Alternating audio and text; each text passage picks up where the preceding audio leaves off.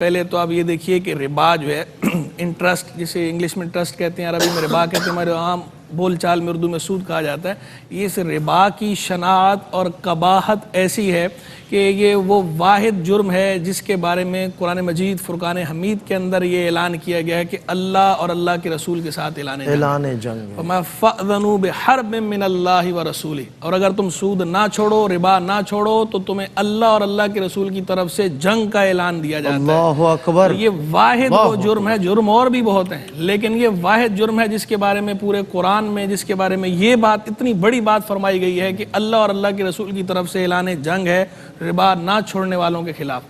دو چیزوں کے بارے میں صرف اللہ کی طرف سے جنگ کا اعلان ہوا ہے. ایک ولی سے عداوت کے بارے میں، من عاد علی ولیا فقد آذنتہ بالحرب، جو میرے کسی ولی سے لڑائی کرے تو میں اس سے جنگ کا اعلان کرتا ہوں، میرے کسی ولی کوئی بارے سے بغض رکھے.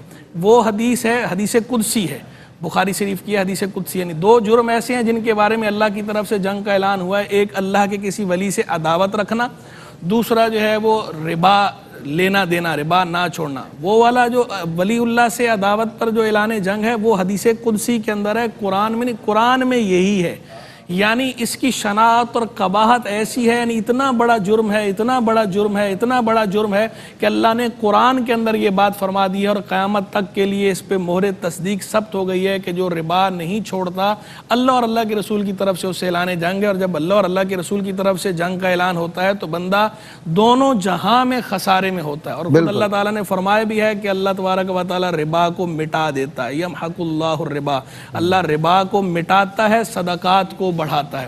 تو ربا تو بندہ لیتا کس لیے؟ سود لیتا دیتا اس لیے بندہ سود لیتا ہے نا کہ پیسہ جمع ہوگا، بڑھے گا، مگر اللہ فرمانا مٹا دیتا ہے. ہلاک کر دے گا اللہ بندے کو. اور آپ دیکھ لیں کہ جو اس طرح کے کام کرتے ہیں تو ان کا وہ بال ایزی کام ایزی گو، کس طرح خرچ ہوتا ہے کہ انہیں جو ہے وہ خود سمجھ نہیں آتی. کبھی یہ تکلیف، کبھی وہ تکلیف، کبھی ایکسیڈنٹ، کبھی پورا بھی نہیں ہوتا، کبھی پورا نہیں ہوتا. وہ اور حل من مزید کی جو صدائیں ہیں وہ لگتی رہتی ہیں. یہ تو ہے ربا کی مذمت. اس لیے ربا سے ہمیں بہرحال بچنا چاہیے اور ربا کے معاملے کو بالکل بھی ہلکا نہیں جاننا چاہیے، اس کو ہلکا نہیں سمجھنا چاہیے. اس سے بڑھ کے کیا بات ہوگی؟ اللہ اور اس کے رسول سے اعلان جنگ، اللہ اور اس کا رسول خود اعلان جنگ کر رہے ہیں. بالکل. تو جو اس کے اندر کسی وجہ سے انوالو ہو گئے ہیں تو وہ اللہ سے سچی توبہ کریں اور اس کام کو چھوڑ دیں، اور جو بچے ہوئے اللہ کا شکر ادا کریں اور آگے بھی جو اللہ سے دعا مانگیں کہ اللہ ہمیں اس پہ استقامت دے، بچائے رکھے. اب آ جائیے اس کی ڈیفینیشن کی طرف. ربا جو ہے وہ لغوی طور پر تو کہتے ہیں اضافے کو، زیادتی، بڑھوتری، اضافہ. اور سود بھی اردو میں اسی لیے کہا جاتا ہے، فارسی کا لفظ ہے، سود کا معنی بھی یہ ہوتا ہے اضافہ، بڑھوتری. تو لغوی طور پہ تو ہر قسم کی بڑھوتری ربا ہے، لیکن شرعی اصطلاح میں ہر قسم کی بڑھوتری کو ربا نہیں کہتے، بلکہ شرعی اصطلاح کے اندر خاص قسم کی زیادتی کو کہتے ہیں. یعنی مالی معاملات میں، مالی لین دین میں ایسی مشروط زیادتی جو عوض سے خالی ہو. کوئی مالی لین دین آپ کر رہے ہیں، مالی معاملہ ہے، مالی معاملہ ہونا شرط ہے. دوسری بات یہ کہ جو زیادتی ہے، جو اضافہ ہے، وہ مشروط ہو، پہلے سے طے ہو.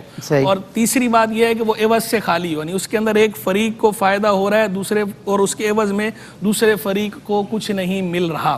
یہ تین شرطیں پائی جائیں گی تو شرعی اصطلاح کے اندر وہ ربا قرار پائے گا. اگر مشروط نہیں ہے، مثال کے طور پر ہم کی لین دین دو بندوں نے کیا ہے اور جب میں نے اب آپ کو پیسے دینے ہیں تو میں نے خود اپنی مرضی سے بڑھا کر دے دیے، تو اب ایسی صورت میں جو ہے یہ شرعاً ربا نہیں کہلائے گا. بغیر شرط کے، پہلے سے ٹھہرایا نہیں تھا، طے نہیں کیا تھا، بغیر طے کیے میں نے خود اپنی خوشی سے آپ کو اضافی پیسے دے دیے، اوپر زیادہ دے دیے خوش ہو کر تبرعاً، تو یہ درست ہے. اسی طرح اگر آپ نے جو ہے وہ سودا طے ہونے کے بعد خود اپنی طرف سے گھٹا دیا، خود اپنی طرف سے جو ہے وہ پیسے کم کر دیے اس کے، تو بھی یہ کیونکہ طے شدہ نہیں ہے پہلے سے، تبرعاً آپ نے بعد میں گھٹایا تو یہ بھی جائز ہے. ربا دو قسم، ربا نسیہ، ربا الفضل جو ہے ایک ادھار والا سود کہلاتا ہے اور ایک اضافے والا زیادتی والا سود کہلاتا ہے. ربا نسیہ جو ہے اس کو ربا القرآن بھی کہتے ہیں کیونکہ قرآن سے اس کی حرمت ثابت ہے. ربا الفضل کو ربا الحدیث بھی کہتے ہیں کیونکہ حدیث سے اس کی حرمت ثابت ہے. تو کل قرض جرا منفعۃ فہو ربا، ہر وہ قرض جو نفع کھینچے وہ ربا ہے. ربا نسیہ سیدھا سیدھا گیا.